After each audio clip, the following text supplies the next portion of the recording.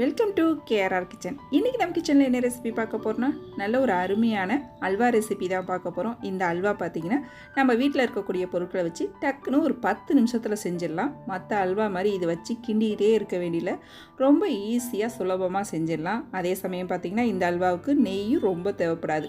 ஒரு 2 டீஸ்பூன் இருந்துச்சுன்னா போதும், டக்குன்னு ரொம்ப அருமையாக நல்ல ஒரு சுவையில் அல்வா செஞ்சிடலாம். இந்த அல்வா பார்த்திங்கன்னா வாயில் வச்சோடனே கரையும், அந்த அளவுக்கு டேஸ்ட்டு ரொம்பவே சூப்பராக இருக்கும். வாங்க இந்த அல்வா எப்படி செய்கிறது நம்ம வீடியோக்குள்ளே போய் பார்ப்போம். அதுக்கு முன்னாடி நம்ம சேனலை இப்போ தான் ஃபஸ்ட் டைம் பார்க்குறீங்கன்னா சப்ஸ்கிரைப் பண்ணி வச்சுக்கோங்க. கூடவே பெல் சிம்பல் ப்ரெஸ் பண்ணி ஆல்கிற ஆப்ஷனையும் ப்ரெஸ் பண்ணி வச்சுக்கோங்க. அப்போ தான் நான் போகிற வீடியோஸ் எல்லாம் உங்களுக்கு தொடர்ந்து நோட்டிஃபிகேஷனில் கிடச்சிக்கிட்டே இருக்கும். இப்போ வாங்க அல்வா எப்படி செய்கிறதுன்னு பார்த்துடலாம். இப்போ அல்வா செய்கிறதுக்கு ஃபஸ்ட்டு ஒரு 2 டேபிள் ஸ்பூன் பாசிப்பருப்பு எடுத்துக்கோங்க. அது நல்லா அடுப்பு தீயை குறைச்சி வச்சு வறுத்து எடுத்துக்குவோம். பருப்பு செவரக்கூடாது, ஆனால் நல்லா வறுப்பட்டு வாசம் வரும். அந்த ஸ்டேஜ் வர வரைக்கும் வறுத்து எடுத்துக்குங்க. இப்போ இதை நல்லா ஆற வச்சு மிக்ஸி ஜாரில் சேர்த்து நல்லா பொடி பண்ணி எடுத்துக்குவோம். நல்லா ஃபைன் பவுடரை அரைச்சி எடுத்துக்கங்க. இப்போ அரைச்சி எடுத்துகிட்டு வந்தால் இது கூடவே 2 ஏலக்காய், 2 கப்பு துருவின தேங்காய் சேர்த்துக்குங்க. தேங்காய் அளந்துட்டு சேர்த்துக்குங்க. எந்த கப்பில் தேங்காய் எடுத்திங்களோ அதே கப்பால் 1 கப் அளவுக்கு நாட்டு சக்கரை சேர்த்துக்குங்க. இது கூடவே 2 டேபிள் ஸ்பூன் அரிசி மாவு சேர்த்து கொஞ்சமாக தண்ணி சேர்த்து நல்லா நைஸான பேஸ்ட்டாக அரைச்சி எடுத்துகிட்டு வந்துக்குவோம். நல்லா நைஸாக அரைச்சி எடுத்துக்குங்க. இப்போ பாருங்கள், நம்மளோட பேஸ்ட் ரெடி ஆகிடுச்சு. இப்போ அல்வா செய்யலாம். இப்போ அல்வா செய்கிறதுக்கு ஒரு கடாயை வச்சுக்கோங்க. நல்லா கனமான கடாயாக வச்சுக்கோங்க. இதில் 1 டீஸ்பூன் அளவுக்கு நெய் சேர்த்துக்குங்க. நெய் நல்லா உருகி வரட்டும். உருகி வந்ததுக்கப்புறம் ஒரு 10 முந்திரி பருப்பை சின்ன சின்னதாக உடச்சி வச்சுருக்கேன். ஒரு 10 திராட்சை சேர்த்துங்க. ரெண்டுத்தையும் நல்லா ஃப்ரை பண்ணி ஃப்ரை பண்ணி எடுத்துக்குவோம். அடுப்பை ஸ்லோ ஃப்ளேமில் வச்சு நல்லா ஃப்ரை பண்ணி எடுத்துக்குங்க. இப்போ பாருங்கள், நல்லா வறுபட்டு நிறம் மாதிரி வந்துருச்சு. இதை ஒரு சின்ன பவுலில் மாற்றி வச்சுருவோம்.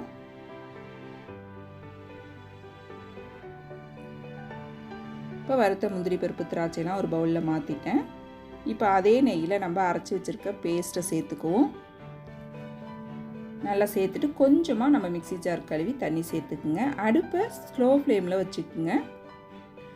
ஸ்லோ ஃப்ளேமில் வச்சு தான் இது கிண்டணும் ஃபுல்லாகவே. நீங்கள் அடுப்பை ரொம்ப தீ அதிகமாக வச்சுட்டிங்கன்னா டக்குன்னு கெட்டியாகி வந்துடும், அப்புறம் தீஞ்சு போயிடும். நீங்கள் ஸ்லோ ஃப்ளேமில் வச்சு கிண்டிகிட்டே இருந்தீங்க அப்படின்னாக்கா நல்லா வெந்து சுருண்டு வரும். ஒரு 5லேருந்து 10 நிமிஷம் தான் ஆகும், டக்குன்னு வெந்து வந்துடும் இந்த அல்வா. இப்போ பாருங்கள், நல்லா வெந்து வந்துருச்சு. இதிலே நம்ம வறுத்து வச்சுருக்க முந்திரி பருப்பு திராட்சையை சேர்த்து இன்னொரு டீஸ்பூன் நெய் சேர்த்து நல்லா இன்னொரு 5 நிமிஷத்துக்கு கலந்து கொடுத்துட்டே இருந்தீங்கன்னா நல்லா இந்த பதத்துக்கு வெந்து வரணும். நீங்கள் நெய் நிறையா சாப்பிடுவீங்க, பிடிக்கும் அப்படின்னா இன்னொரு டீஸ்பூன் கூட நெய் சேர்த்துக்கலாம். ரொம்ப அருமையாக இருக்கும். அவ்வளோதான். இப்போ நம்மளோட அல்வா ரொம்ப சூப்பராக அருமையாக ரெடி ஆகிடுச்சு. அடுப்பை ஆஃப் பண்ணிடலாம். இந்த அல்வா ஆறுனதுக்கு அப்புறம் பார்த்திங்கன்னா நல்லா ஒட்டாமல் நல்லா ஒன்று கலந்து வரும். ரொம்பவே டேஸ்ட்டு சூப்பராக இருக்குங்க. இந்த அல்வா செய்கிறதும் ரொம்பவே ஈஸி. நீங்களும் இதே போல் இதே அளவுகளோட இந்த அல்வாவை செஞ்சு பாருங்கள். குழந்தைங்கலேருந்து பெரியவங்க வரைக்கும் எல்லாருக்கும் ரொம்ப பிடிக்கும். அதே சமயம் நம்ம வீட்டில் தேங்காய் எல்லாமே, வெல்லம் எல்லாமே வீட்டில் இருக்கும். டக்குன்னு ஈஸியாக செஞ்சு கொடுக்கக்கூடிய ஒரு அருமையான ஸ்வீட் ரெசிபி தான் இது.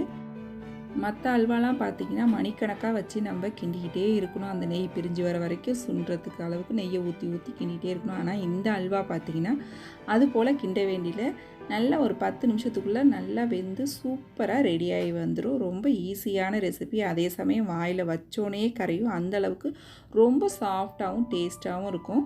ரொம்ப அருமையான இந்த அல்வா ரெசிபியை நீங்களும் செஞ்சு பாருங்கள். செஞ்சு பார்த்துட்டு எப்படி இருக்குன்னு எனக்கு கமெண்ட் பண்ணுங்கள். என்னோட இந்த ரெசிபி பிடிச்சிருந்ததுன்னா லைக் பண்ணுங்கள், ஷேர் பண்ணுங்கள். மறக்காமல் நம்ம கேஆர்ஆர் கிச்சனை சப்ஸ்கிரைப் பண்ணி வச்சுக்கோங்க. நாளைக்கு வேறொரு ரெசிபியோடு சந்திப்போம். தேங்க்ஸ் ஃபார் வாட்சிங்.